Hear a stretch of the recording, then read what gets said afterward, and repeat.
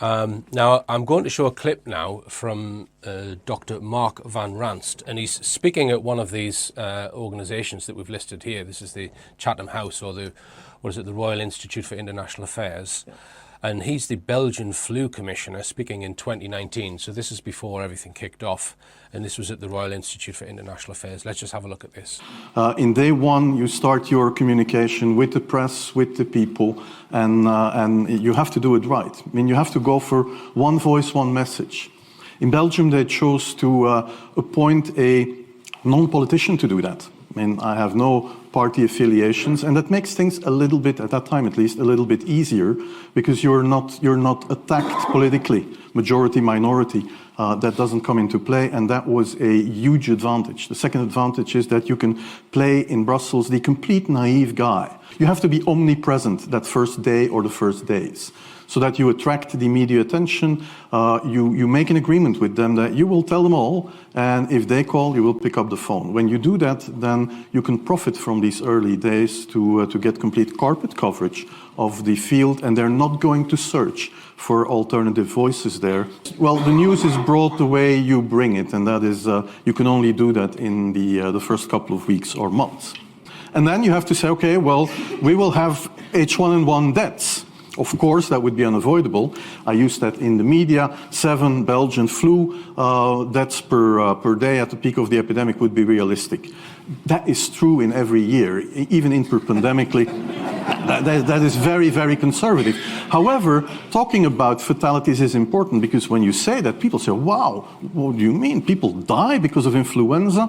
And that was a necessary step to take. And then, of course, a couple of days later, you had the first H1N1 death in the country, and the scene was set and it was already talked about.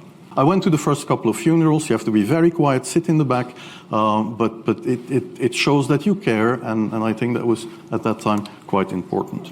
And then everything is said about the pandemic, about you. The crux of the campaign was the vaccination campaign, and then you had to pick who is going to be vaccinated first.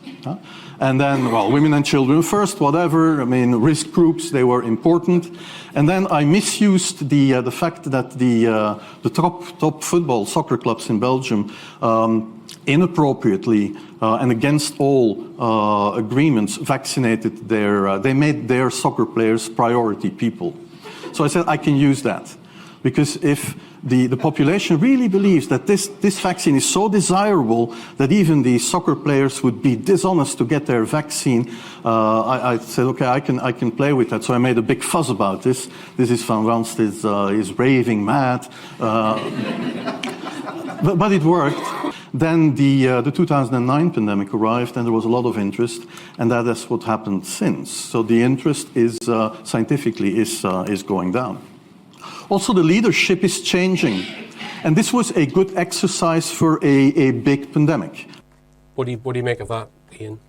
Well, I mean, I think, you know, certainly what he said about you know, going to funerals to make it look like you care. Yeah. You know. The question comes into my mind when I watch that is, does he believe there's a real threat, or is he helping to manufacture it and helping with the politics of making people believe something that isn't true? It's all very PR orientated. He's not really expressing any concern with people who might be ill, is he? No.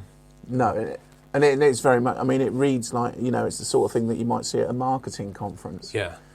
You know, it's and he, you know, and he's talking about exploiting things like footballers and you know, well, it's marketing, isn't it? Yeah. It's to sell an idea. Yeah. You know? Going to a funeral for good PR. Yeah, for good PR, yeah. Right. And, all right. But obviously, I mean, the main thing that strikes you about it is the media. You know, he kind of makes it sound like the media, he's exploiting the media. Mm. But, you know, the media need to be on board with it as well. Yeah. You know, the media need to be, I mean, is he suggesting that the media are hopelessly naive and don't understand what's going on? Mm-hmm. I don't know. All right, well, we're talking about the media now, and the